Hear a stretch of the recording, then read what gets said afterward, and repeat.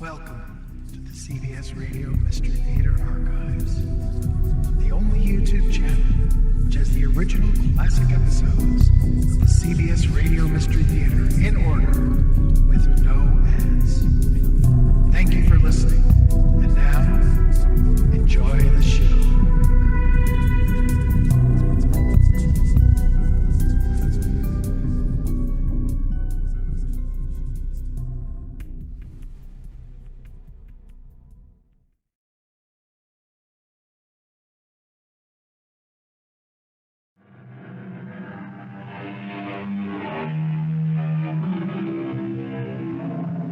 Come in. Welcome. I'm E.G. Marshall. Habit is the enormous flywheel of society, or so the philosopher said. And of course, he's right. Habit, usage, custom. That which has been approved by time and sanctioned by experience. And after a while, all life becomes the exercise of a completely routine set of habits. After all, what did you do today that was extraordinary or even different? Mrs. Porter, I tried to be nice to your husband. I warned him not to see you. He's jealous. Why would I be jealous of your husband? Because, Professor, he was going to take your place in the field. Because he would now become the leading authority. My good woman, you must control yourself. Professor Jeremiah Soames, I accuse you of murder.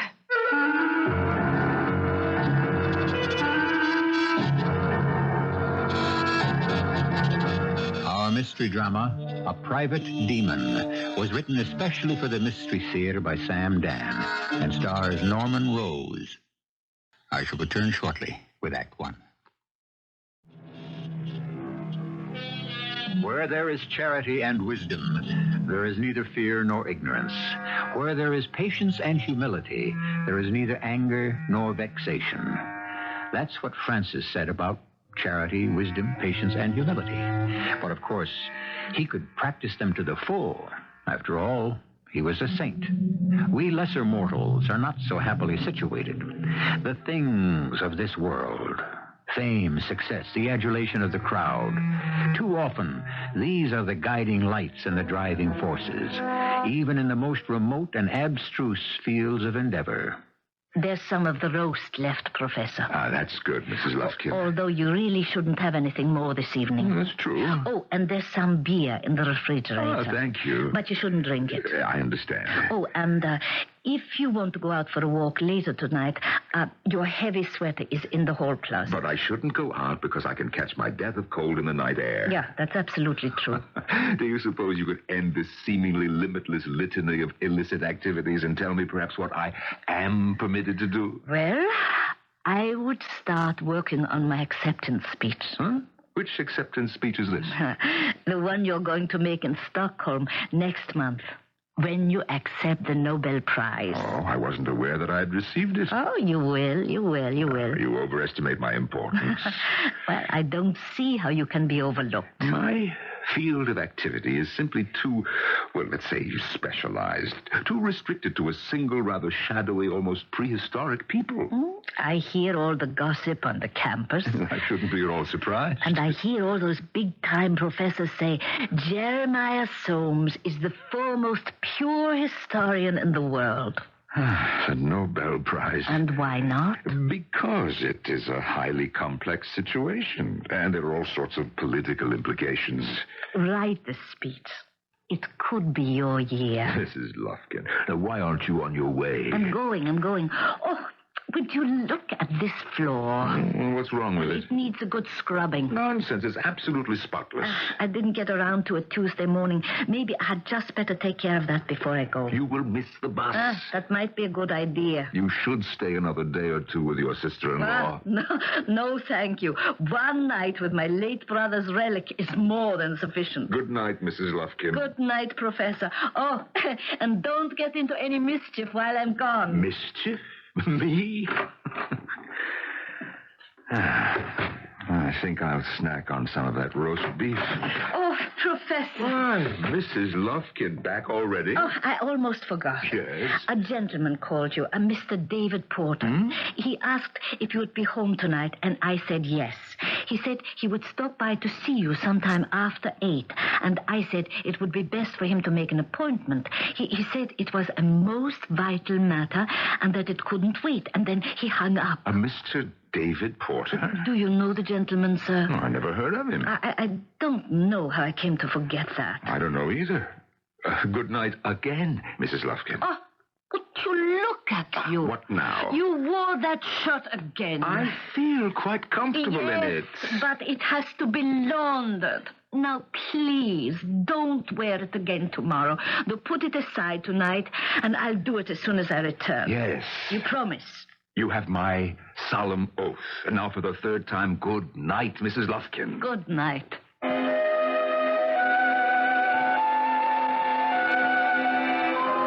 Professor Jeremiah Soames?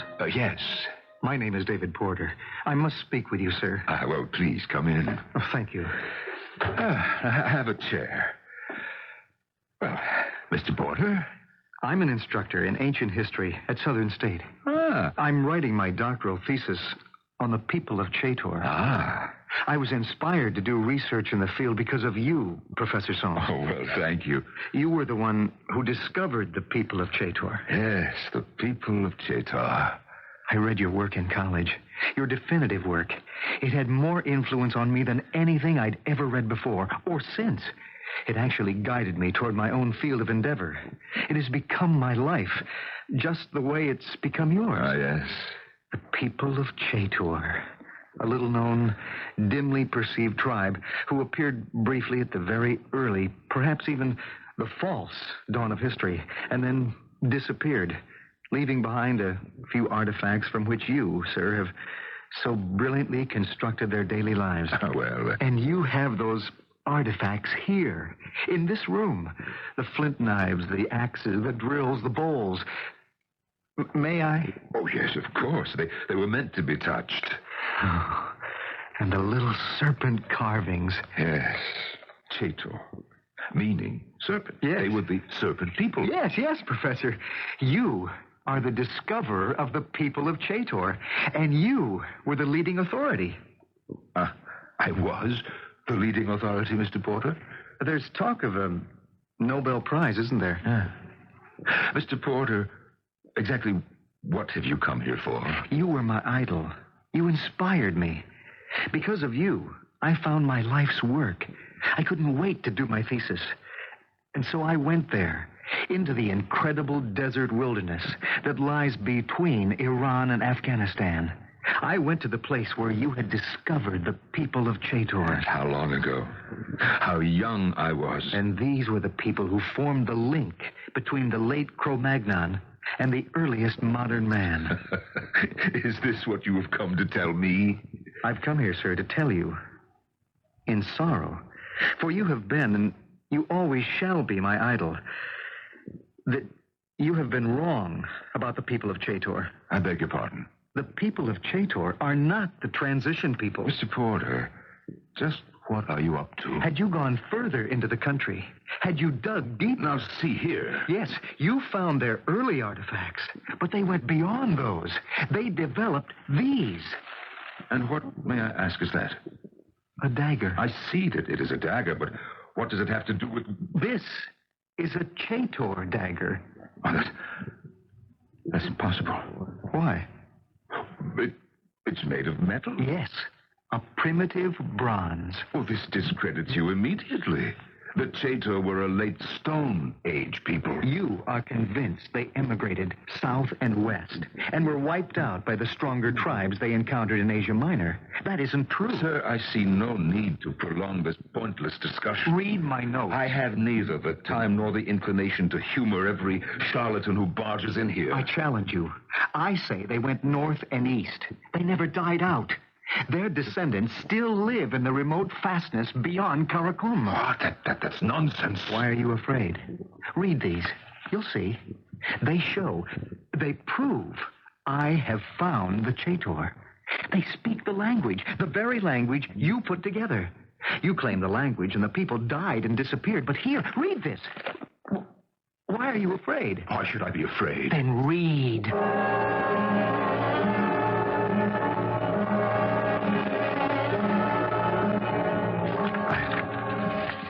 I do not believe a word of this. You know it's true. Why have you shown me this?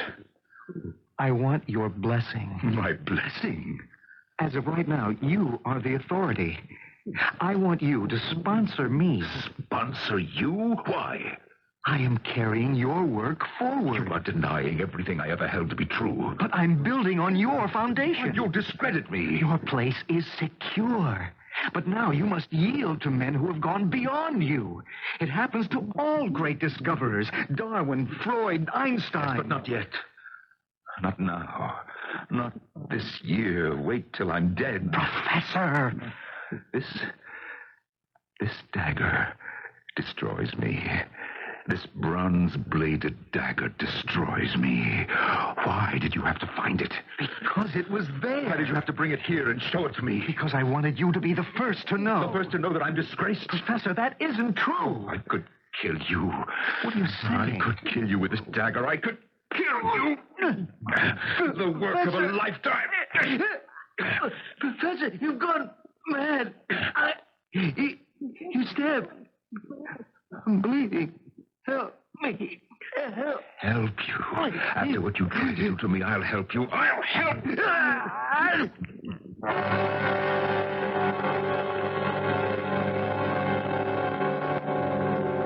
Professor Soames? Yes. Your office isn't easy to find. Which is only fitting and proper. You see, my specialty concerns an obscure and out-of-the-way people, so I have been assigned an obscure and out-of-the-way office. I'm Lieutenant Barnett of the city police. If it has anything to do with tickets to the annual policeman's I'm benefit... afraid that's not why I'm here. Well, I do have a class very soon. Is it important? Yes, sir. It's murder. Murder? Why, well, how may I be of assistance? Mr. David Porter was killed last night. David Porter? Did you know him? No. We understand that he was supposed to have visited you at home last night. Oh, yes, of course. But, well, you see, that wasn't what you had asked me. You asked me if I knew him. No, the man was a complete stranger. But you did see him last night? Oh, yes. When? Oh, it was just a bit after 8. May I ask the purpose of his visit? Of course. You see, he was a teacher of history, and he wanted to consult with me on a specialty of mine. That's right. You're the Professor Soames everybody's talking about. Everybody? Well, there was a piece in the papers about you being up for a prize. No, that's the merest speculation. But what a shot in the arm it would be for this old town, huh? Well, anyhow, you'd never seen this David Porter before, huh? No. Do you mean that after he left my house last night? His body was found in his car. It was parked just off exit 18 on the interstate. What had happened to him? He was stabbed to death. Oh, no. We figure he stopped to pick up a hitchhiker. Whoever it was killed him. How horrible. Everything he had on him was gone. His watch, his ring, his wallet. His wife says... His wife? Yeah, he was married. It's kind of tough on her. She's going to have a baby. Oh. What time would you say he left your house? Well, it was well after 9. Yeah, and by 10 o'clock he was already dead. That's when his body was discovered. Oh, I feel so badly, Lieutenant, so badly. I don't think that I can ever forgive myself. Why? What'd you do? Oh, it's for what I didn't do. I don't understand, sir. Well, you see, he had come to me with a perfectly ridiculous hypothesis. And I'm afraid I dismissed him out of hand. Well, it's unforgivable, but I'm afraid I laughed at him. Professor, if it was ridiculous like you say it was, what else could you have done? Well, I might have been kinder to him, Lieutenant. Just a little bit kinder.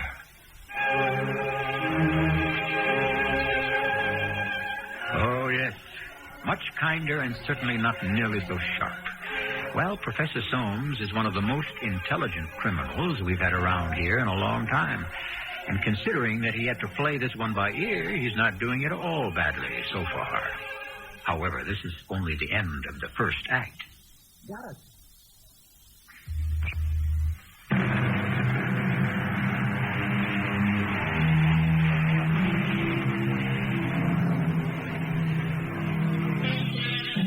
Using one of the most ancient of weapons, literally, our professor has committed one of the most ancient of crimes, murder, for some of the most ancient of reasons. A, jealousy, which is why Cain killed Abel, and B, for the protection of one's turf, which is why Romulus killed Remus. Things are not really too much different today, are they? Oh, Mrs. Lufkin, you're back home already, I see. Yes. One night and one morning with my sainted sister-in-law is punishment enough for the most hardened sinner. Oh, I see you ate all the roast beef. Guilty as charged. And you drank all the beer. You were not here to preach temperance, Mrs. Lufkin. And you also disapproved of my housekeeping, Professor How Soames. can you say such a thing? It's obvious. You actually scrubbed the floor. What? Who did? Well, you can see for yourself. Here, this part here, near the table. It wasn't nearly this clean when I left. And it's certainly much cleaner than this part on the other side of the room. Ah. Well, you could have waited for me to come back. Well, I see the brush marks. You know, you must have gotten down on your hands and knees. Oh, now really, Professor, what on earth ever made you do a thing like that, huh? I had spilled something on the floor. What? Coffee. Coffee? Oh, that's impossible. Why do you say it's impossible? Because you never drink coffee. You're not allowed to. Yes, I know, but, well, you see, I had a guest. Oh, yes. This, David Porter? Mm-hmm, and he had been driving a long way to get here, and he really wanted a cup of coffee. I suppose you used that as an excuse to have some yourself, In bringing it to the table, I must have tripped. No, I didn't. I slipped. Yes, that's what I did. I pitched forward slightly, and I spilled the coffee. Quite a bit of it landed on poor Mr. Porter's jacket all over the front. Oh, my goodness. And a great deal of it just spilled down all over this part of the floor. But why didn't you just wipe it up and forget about it? You know I did that this morning. Well, I understand that coffee leaves a stain. And when you would see that, you'd know that I'd been indulging in forbidden fruit, as it were. You know, there is no getting past you, Mrs. Lufkin. You managed to find me out. I always do, Professor. Yes, Mrs. Lufkin? Professor, there's a detective downstairs to see you. His name is Lieutenant Barnett. Oh. I suppose it's about that terrible thing that happened to that poor Mr. Porter the other night. Yes. To think I'd spoken to him on the phone just a few hours before he... Well, what sort of person was he, Professor? No, a nice enough young man. It's a pity. I told the officer that you were very busy, but he insisted on seeing you. Oh, it's all right. I don't understand. What does he want to bother you for? Tell him that I'll be down directly, Mrs. Lufkin. Yes, sir. Sorry to bother you again, sir. You know, that's odd. I've heard that so many times. I've read it in so many novels. The detective always says that. Well, you know what they say, life imitates art. Yes, I'm sure. Now, how may I help you, Lieutenant? Well, the dead man's wife, the widow, Mrs. Porter, as you know, she's been in a state of shock. Actually, I didn't know. But it's understandable. She said that her husband had come here to see you on some scholarly matter. Yes, that's right. I believe I told you that. When we found him in the car, everything of value had been stripped from him. I remember that you had mentioned it. His wife said he had an attaché case. He used it to carry his papers. They were important to him, the papers. The attaché case was missing. Now, did he have it with him when he called on you? Did he have an attaché case? I would assume he must have. After all, you said he had come to you with a perfectly ridiculous hypothesis. I would assume it was in writing, and you saw it or you read it, didn't you? Oh, yes. Those papers, were they in the attaché case? Yes, right, of course, naturally. Okay, so we have established the fact that the attaché case was here in his house. Yes, I remember it. Could he have left it here? Oh, no. I mean, why? I don't know. Maybe wanted to leave his material with you so that you could consider it, No. you know? No. I told you that I had already dismissed it as ridiculous. Oh, yeah, that's right. Is it possible he could have forgotten it? Well, how could he do that? Once again, I don't know. What I'm saying is, perhaps he was so upset that he just... Oh, wait. Was he upset when he left? Was he upset? I guess it would have only been natural, huh? Oh, yes, of course. So he could have left without it. I haven't seen... No, just wait a moment. Mrs. Lufkin, perhaps my housekeeper. Oh, yes, Professor. Mrs. Lufkin, have you seen an attaché case around here that does not belong to me? It's a... Lieutenant, I'm afraid I don't remember what it looked like. Well, according to Mrs. Porter, it's very old and quite scuffed. Kind of brownish in color. Mm-hmm. Mrs. Lufkin? No, sir. No, I haven't seen anything like it. It wasn't there in the car with his body. Well, the killer must have taken it with the other things. Well, from the looks of it and the shape it was in, it wasn't worth stealing. And yet, Lieutenant, it's missing? Oh, yes, ma'am, yeah. The attaché case and everything in it. Yes, I remember now. Yes, he did have it with him. He walked out of the door with it. Oh, then that takes care of that. Well, why would a criminal want that attaché case? Or what would be in it? Well, who knows what passes through the criminal mind, huh, ma'am? Yes. Oh, I wish that I could help you, Lieutenant. Well, I wish someone could help me, Professor, because, frankly... right now, I'm stuck. It's the doorbell, Mrs. Lufkin. Can't you hear the bell? What is the matter with that woman? Is she deaf? All right out there. I'm coming. Yes, ma'am. You wish to see me? I'm Professor Jeremiah Soames. Please excuse me, Professor. I shouldn't have kept ringing your bell like that. Certainly not. I'm very sorry. I'm not at all myself. You see, my husband, he was murdered. Oh.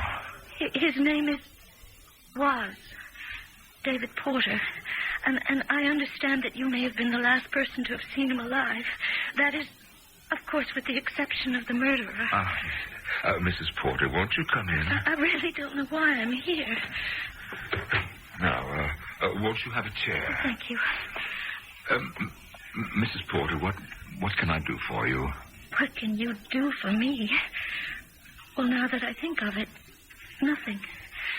There's nothing anyone can do for me now. Even if they catch the person who murdered my husband, it won't change anything. It won't bring him back. I'm very sorry, Mrs. Porter. I'm not really Mrs. Porter anymore, am I? Well, legally. Well, legally. And I mean, I'm talking about actually. Physically, definitely. How can I be Mrs. Porter when there's no longer a Mr. Porter? You had a talk with him the other night, didn't you? Yes. What did you think of him? I mean, as a scholar. Please, don't try to spare my feelings. Well, I listened to him. I examined his alleged findings. Alleged? Well, you see, I questioned their validity. Are you implying that the evidence, the artifacts he brought back from Asia are not genuine? Oh, no. I only questioned whether they were relevant. Did they belong to the people of Teitel, or whether the product of a different people, and other people who appeared on the scene later on? And in your opinion, they were not appropriate? That is correct. But that was only your opinion. You know, ever since he read your earliest book about Teitel, those people became his, well, I could say, his reason for existence. I'm flattered. We went to the site of ancient Teitel on our honeymoon. Can you imagine? We traveled north with the mosquitoes and the dust and the rocks and the biting winds. And every day he would see something else. He would find something else. And we reached that place where, according to you, the people of Teitel were supposed to have turned west and south. Yes. But he said to me, look, what if they didn't? That's ridiculous. They did. Well, I'm only telling you what he said to me. And so we kept going north. He was looking for the trail of the people of Teitel. There is no such trail. Yes, that's what he was beginning to think after a while. And then he found it. What did he find? The dagger. A Teitel dagger made of bronze. There is no such dagger. But he showed it to you, didn't he? That's what he came here for. Just a moment. He showed me a dagger. With the serpent carved on the hilt. He was deceived. Now, he knew that he had found the trail. That dagger pointed the way. And as we went north, we saw the carvings and the cave pictures, all with that serpentine design. I tell you, he had deceived himself. He was in a daze. He was a man who received the shock of tremendous revelation. And he said to me, Soames is wrong. He is wrong about the people of Teitel. Your husband simply did not know what he was talking about. He said, I have it here. We can go home now and publish. But first, I must show it all to Soames. Yes. Yes, he did. He showed it to me. Oh, believe me, Mrs. Porter, I tried to be nice to him. I tried to let him down as gently as I could. Like a fool, he came here. In him, you saw the man who was about to take away from you everything that made your life worth living. It hit you. It struck you like a bolt of lightning, and in one sudden, uncontrolled spasm of fury, you killed him. Mrs. Porter, what are you saying? Professor Jeremiah Soames, I accuse you of murder. How could I have murdered him? You killed him with that dagger. The dagger that would have cut you down from your pedestal. What did you do with the dagger? Mrs. Porter. Mrs. Porter, how can you ever hope to prove such a monstrous accusation?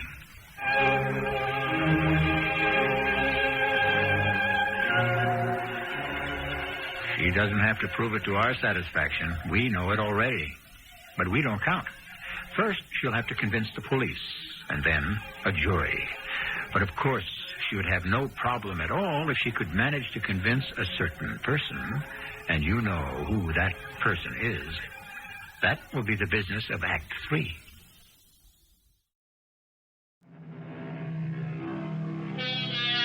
Sometimes we make what we like to call a logical assumption. We say a thing is so because it seems to make sense. But does it make sense because that's what we want? So many times we say we are seeking the answer to a question. But is that true? Don't we start out with the answer already in mind? And isn't our quest merely to find the evidence that proves it? You murdered my husband. Mrs. Porter. No! Don't touch me. Don't come near me. You do not know what you're saying. That isn't true. I know what I'm saying. I know what I'm saying. I'm saying something terrible. And I had to say it because this way I could believe that my husband was right and that you would murder him because of it. But the fact is, a gentle, elderly scholar like you can't be a murderer. Ah, Mrs. Porter, please. And therefore, my husband was a man who believed in something that just wasn't so. And I've been fighting it because I don't want to accept it. I can't do it anymore. I had to explode at somebody. I'm sorry. I apologize. Now I'd better go. Excuse me. Mrs. Porter. Mrs. Lufkin. Mrs. Lufkin. I am here, Professor, you don't need to shout. Where were you? I was downstairs in the basement. What were you doing in the basement? Well, I heard that poor woman. What she must be going through. Oh, it's dreadful. I'm sorry for her. Well, I'm sorry for her, too. Professor. What are you looking at me like that for? What am I supposed to do about it? Professor, I didn't say What anything. can I do about it? I'm sorry. I said that I was sorry.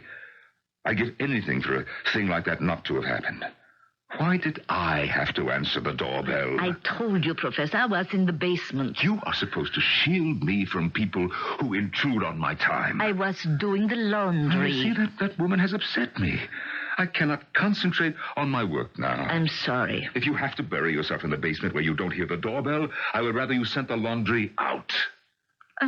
What did you do with your shirt, Professor? Oh, please don't change the subject. Well, I asked you to leave it out for me.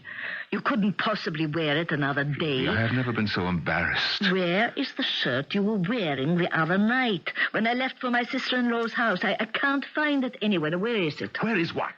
Your very good all-cotton shirt. I would like to put it in the machine. It washes so beautifully. No, it doesn't. I beg your pardon? It doesn't wash at all. And that's why I had to get rid of it. You got rid of that beautiful, practically brand new shirt. I told you what had happened. I had made a pot of coffee, and when I brought it over to the table, I slipped and spilled it all over everything and everybody, including myself. Oh. I thought I would leave the shirt for you to wash, Mrs. Lufkin. You should have. And then, well, I remembered about the coffee stains. Once they set, you could never get them out. So I started to scrub at the stain, but obviously it was too late. It wouldn't come out. I see. You know, actually, I scrubbed so hard, I must have weakened the material, and I made rather a large hole. That's too bad. The shirt was obviously ruined, and so I simply threw it in the garbage, and it was picked up this morning. Oh, I'm sorry you did that, sir. I could have used it for cleaning rags. Yes, I didn't think of that. But I suppose you had to do quite a bit of scrubbing, what with the floor and your shirt. It's just that everything was so unsightly. What are you sniffing at, Mrs. Lufkin? Did you have a fire going last night? Yes, as a matter of fact, I did. I was rather chilly. Last night? Seemed rather warm and humid to me. Well, I'm probably coming down with something, and I thought that I might enjoy a fire. Yes, sir. I mean, it's my house. It's my fireplace. And if I want to enjoy a nice, cheery blaze, am I required to request anyone's permission? No, Professor. What am I doing here? I must get back to my work. And you listen to me. If the doorbell rings, I am not at home. To anyone. Now, is that clear, Mrs. Lufkin? Of course, Professor.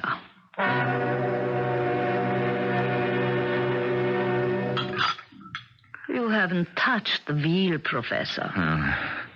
I'm not hungry, Mrs. Lufkin. You haven't been hungry for the past 3 days. Are you trying to make something out of that? No, Professor. If a man doesn't feel like eating for a while, it doesn't have to signify anything. We all eat too much anyhow. A little judicious fasting now and then, we'd be the better for it. What do you say to that, Mrs. Lufkin? Well, all I want to say is that if you're going to let food go to waste, tell me in advance, and I'll prepare something cheaper. The hunters and gatherers of Teitel, you know what? They would grab a handful of wild wheat from the stalk, and they would munch on it as they traveled. And that was dinner. That and the meat of an animal that they might have been lucky enough to encounter and kill. Yes, fruits, nuts, berries. And I could serve you fruits and nuts and berries, Professor, but I'm not sure I can go hunting for meat. Mrs. Lufkin, I must ask you not to look at me like that. Well, I wish you would describe the look, and I will take pains not to assume it any longer. You are siding with her. Her? That woman. His wife, Mrs. Porter. You are taking her part. You think that I treated her badly, huh? No, I thought you had been placed in a very uncomfortable position. You thought that I had been cruel to her. But what was I to say? To do? You know, she had actually accused me of murdering her husband. Now that's ridiculous, isn't it? Well, tell me, don't you think that that's absolutely ridiculous? Yes, Professor, yes, it does sound ridiculous. Yes. No, I'm going upstairs. I have work to catch up with. Oh, aren't you going to take your mail upstairs? Oh, there's a card from your friend in London, Dr. Hodges. And you read it, I suppose. Well, if he had wished for privacy, he would have written a letter. He says there are strong rumors that you are in the running for the prize this year, I know. And nothing had better happen to spoil my chances.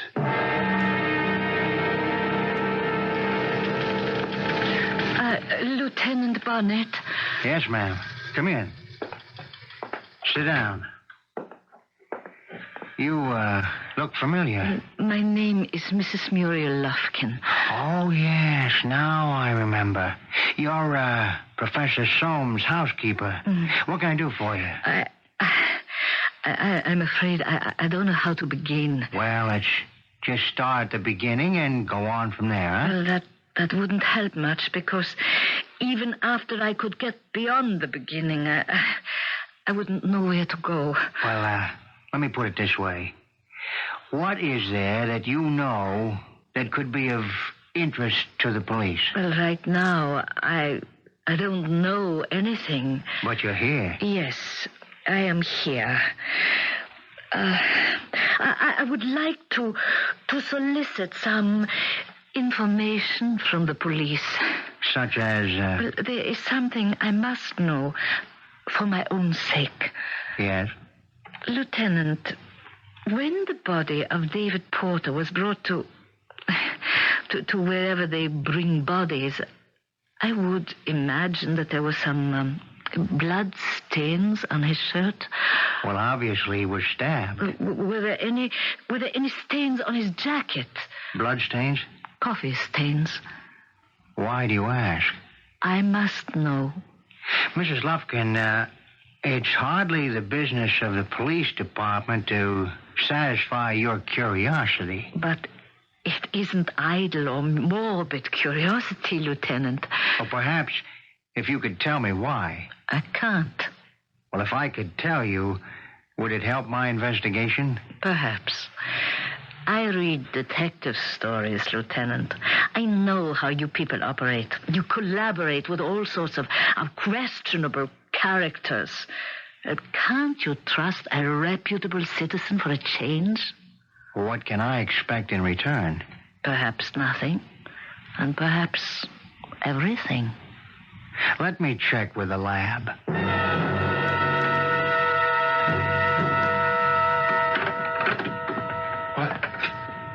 What are you doing here, Mrs. Lufkin? I'm cleaning your office, Professor. You never clean my office.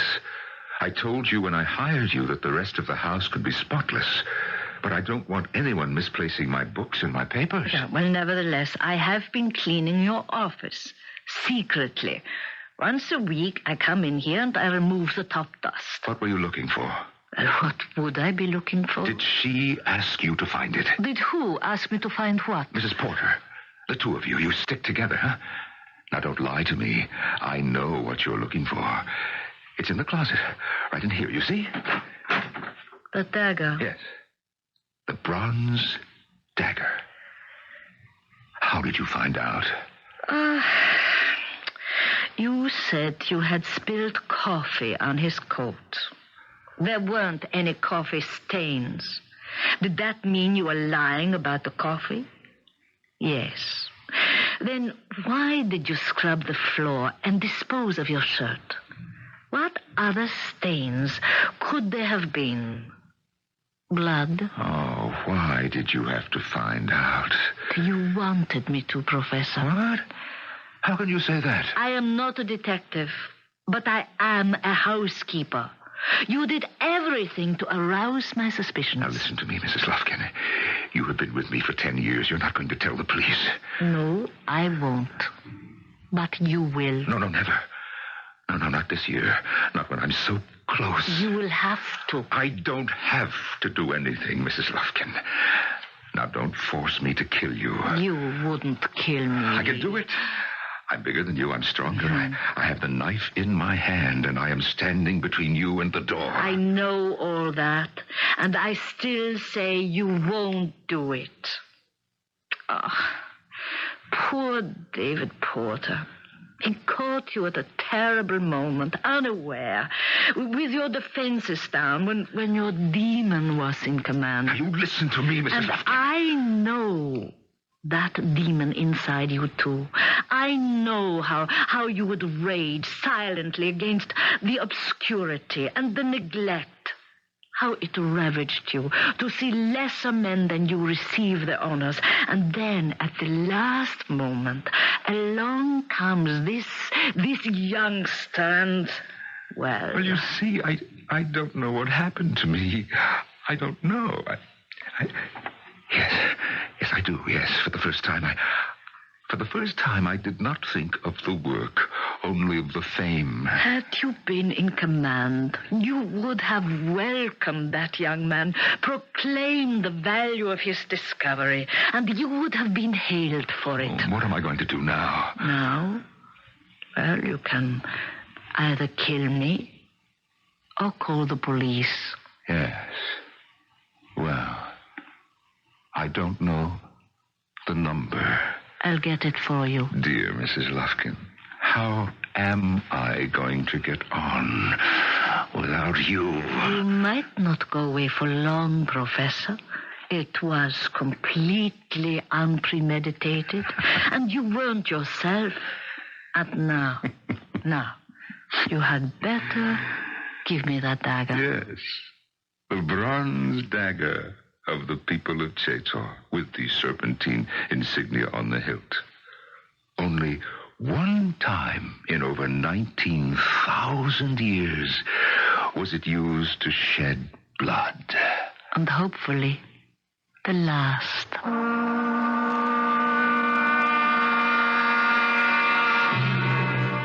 Think back to the first time the dagger was used. It was clenched in the fist of a man who can be fairly described as a primitive savage. Some 20,000 years later, it is once again clenched in the fist of a man. But this one is a highly educated product of a most advanced society. And yet, each was driven by the same passion and blinded by the same fury. In so many years, have we really changed so little? I shall return shortly.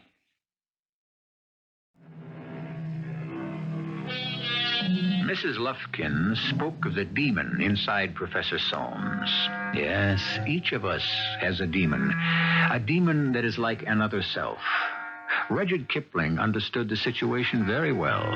He wrote, "When your demon is in charge, do not try to think consciously. Wait. Drift." Yes, one should neither fight one's demon nor obey it. Just wait till the storm dies down. Our cast included Norman Rose, Carol Teitel, and Bob Kaliban. The entire production was under the direction of Hyman Brown. I hope you enjoyed this episode of CBS Radio Mystery Theater.